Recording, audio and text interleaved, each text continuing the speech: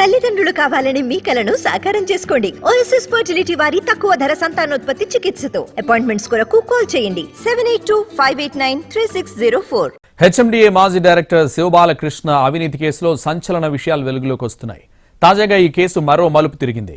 IAS అధికారి అరవింద్ కుమార్ పేరు, ఆయనతో పాటు శివబాలకృష్ణ కుమ్మక్కైన తీరు, ఇవన్నీ కలిపి ఏసీబీ ఒక రిపోర్ట్ రెడీ చేసింది. అవినీతి అనకుండా శివబాలకృష్ణపై ప్రాథమిక నివేదికను ప్రభుత్వానికి పంపిన ఏసీబీ అధికారులు.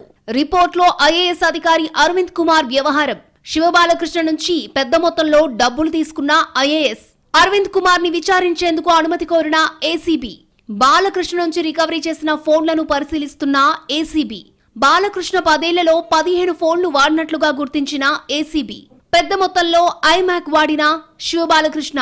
హెచ్ఎండిఏ అధికారి శివబాలకృష్ణ అవినీతి కేసులో మరొక కీలక మలుపు చోటు చేసుకుంది. ఏసీబీ రెడీ చేసిన నివేదికలో ఐఏఎస్ అధికారి అరవింద్ కుమార్ వ్యవహారాన్ని ప్రస్తావించింది. బాలకృష్ణ నుంచి అరవింద్ కుమార్ పెద్ద మొత్తంలో డబ్బు తీసుకున్నట్టుగా నివేదికలో పేర్కొంది. ఈ రిపోర్ట్ ని ఏసీబీ ప్రభుత్వానికి అందజేయనుంది. అరవింద్ కుమార్ ను విచారించేందుకు ఏసీబీ ప్రభుత్వ అనుమతిని కోరింది. న్యాయ సలహాతో నోటీసులు జారీ చేసి విచారించడానికి సిద్ధమవుతోంది. మరోవైపు బాలకృష్ణ నుంచి రికవరీ చేసిన ఫోన్లు, ల్యాప్టాప్లను ఏసీబీ అధికారులు పరిశీలిస్తున్నారు.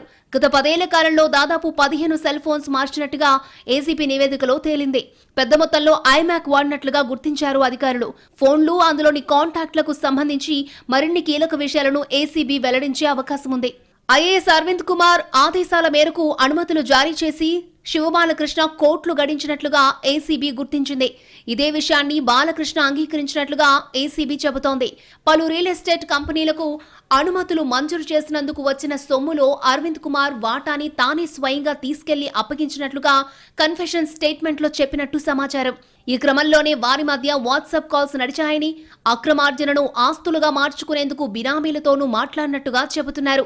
భూములు కొని రిజిస్ట్రేషన్ చేసిన సమయంలో బినామీలు అక్కడే ఉన్నట్లుగా ఏసీబీ నిరూపించడానికి సమాయత్తమవుతోంది. సెల్ ఫోన్ల డేటాను అనాలిసిస్ చేసే పనిలో అధికారులు నిమగ్నమయ్యారు.